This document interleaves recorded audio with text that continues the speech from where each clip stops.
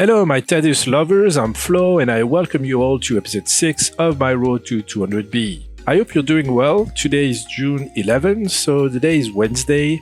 Not much happened since last time, so I might as well share with you a very old tip that almost all players know of, but there might still be some new players among you viewers that still haven't caught up on it yet. In 2 days, the feast challenge will start, so you want to spend 500 gems today to open a big feast, preferably early after reset. That way, your feast will end on early Friday and all points you score will count towards the feast challenge, giving you a nice start for it. If you happen to believe that you will gather 50 players to your feast before Friday, it's simple, you never cross that door before Friday. You only go in 2 days so that it counts for the feast challenge. Well, that's all. As I said, it's pretty chilled, so I might as well try to guess the next event again. As you saw last week, I'm pretty good at it. I'm going completely blind there, as update notes haven't been sent yet, but that's alright. And my guess for this week is going to be Battlefield of Glory, because it hasn't been up for a couple of weeks, and since everybody hates it, I expect Go to please us all and give it to us. Well, see you on Friday for the answer.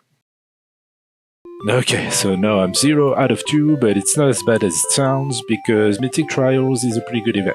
I'd rather have that and miss my bet than getting it right but being stuck with bug for 7 days. Copium, you say? I don't know what you're talking about. Anyway, the past days have been pretty calm. Well, if you put aside the fact that I started a new job and I had to endlessly plant thousands of seeds every day, but other than that, rather peaceful.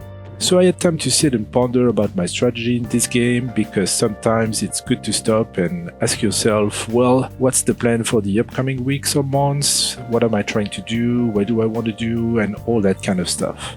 So I just did that, and since I'm a theorycrafting maniac, of course this involved a fair amount of research and spreadsheets. But before even starting and analyzing my hero lineup, I know for a fact that if I ever want to reach 200B, well, first of all, it's going to take years if we stay at current soft cap of 400, but you never know what might happen at some point. And second of all, I'm going to need more than my current 50 heroes. So I'm going to have to loosen the strings for a bit and summon a few more heroes and or switch with some exiled ones. Problem is, I want all my non-exiled heroes to passively gain quality every day from tourney grounds, because there's no point summoning them just to have more and never work on them. You at least have to make them fight every day for quality EXP. So if I want more heroes, I need more dueling tokens, and for that I've decided to invest more gems into Expedition, as I will now double every road construction mission, no matter the rank.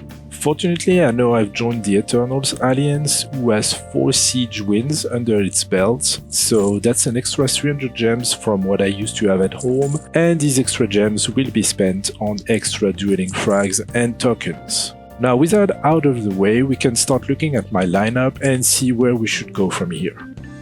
Note that this was done before Garrett and Midas data update. 2 things are pretty obvious. First is that I have a pretty good staples lineup, but also a bunch of mid to bad heroes and nothing really in between. That's because I have no double 8-star skills heroes, and since Goat released a ton of them, well, I'm kinda screwed, so I definitely should start to get some to fill the gap. Second thing is that I'm stacked with military chads, but pretty light on other attributes. So no more military for a while, except for Gampo, because I'm kind of committed to summon him pretty soon. After that, I set goals for each hero. They all will get passive gains from tourneys, but when it comes to active building, you obviously have to make choices, as you're working with only a tight amount of resources. So most of them won't get anything other than passive, even top heroes like Goats or Ragnar. For provision, I will put Thomas to full and then work on Prometheus. For fortune, well, obviously Midas, as he's getting his second skin, and then Oba. For inspiration, Fox all the way, and military, Boris, Dulan and Proctor should keep me busy for a while.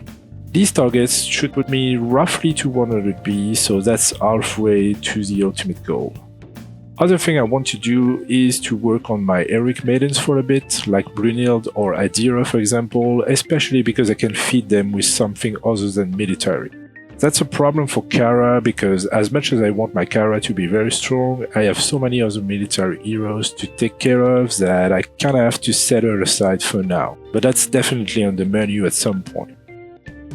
For my wall, I want to get rid of Morian and Lamorak because their potential is too weak and maybe Aurelia will fall down too after a while. I'm convinced that Leonardo and Osiris will get their third skin along the way, so they stay.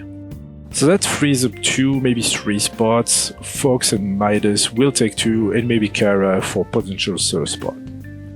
So after setting these goals and targets, I prepared a roadmap that I will now put on screen with 68 objectives that I need to beat, broken down into 5 categories and ranked from highest priority to lowest. Now, of course, this roadmap will evolve through time as GOAT releases new stuff, but still, if I can complete most of these targets, this should get me to 100B, where I think about a new roadmap entirely. But for now, I think it's a good idea that I bring this roadmap up at the end of every video to show my progress and for you guys to understand what I'm doing in the long run. So yeah, that's quite the roadmap. I don't expect to complete it before the end of the year, so that will keep me busy for a while. Alright, now you know where I'm going. I'm sorry it might not be entertaining to watch, but I felt that I had to do it and was waiting for a calm week with not much to show to bring this kind of strategic planning. It was either that or me planting seeds for 10 minutes, so yeah, just the strategic explanation. Okay, back to the game as it's now time to plunder the Love Harvest shop as the event ended yesterday.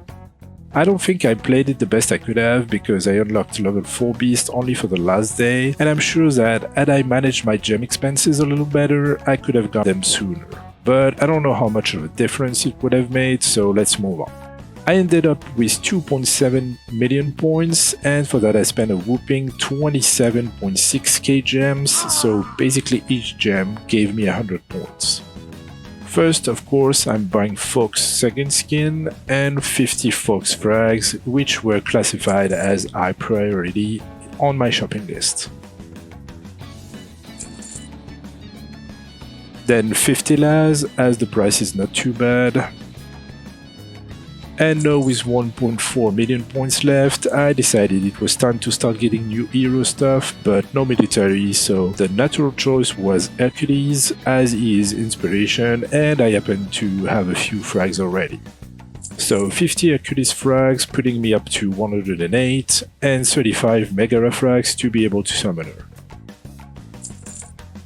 And with 860k point left, that was enough to get both hero and maiden skins.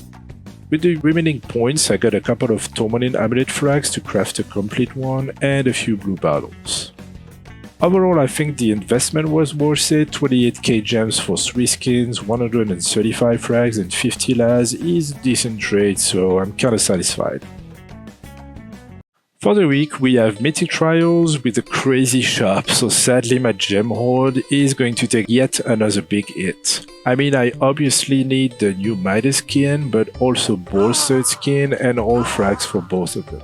As well as Laz, as usual, and maybe some Captain Barbarossa stuff. And even Sherazade skins look appealing as I could revive her to make her usable, even with only one pair of skins. But I don't know, it's always the same problem of being yet again another military heroic maiden. One thing is certain though, I need a crap ton of points and thus a lot of gems. For this time I will try a new strategy involving an alt. My alt is going to do all the exploration while I wait for 5 minutes until they become plunderable with my main. Doing this, I will only kill 10k beasts and 6k beasts if I can two-shot them after a couple of days of making my hero stronger. I plan to buy all 288, 328 and 688 packs every day and some more raw grain for 35 gems apiece. Full recap in next week's video of course, but rest assured I'll do everything I can to get at least 13 million points. And that should be all for today. No KP gain this week, but a couple of shopping objectives done thanks to Love Harvest. I hope you enjoyed the show, and I hopefully will see you next week for the cross-server KP challenge show with a couple of new skins to work with. Take care guys, and thank you for watching. Peace! Filthy rats!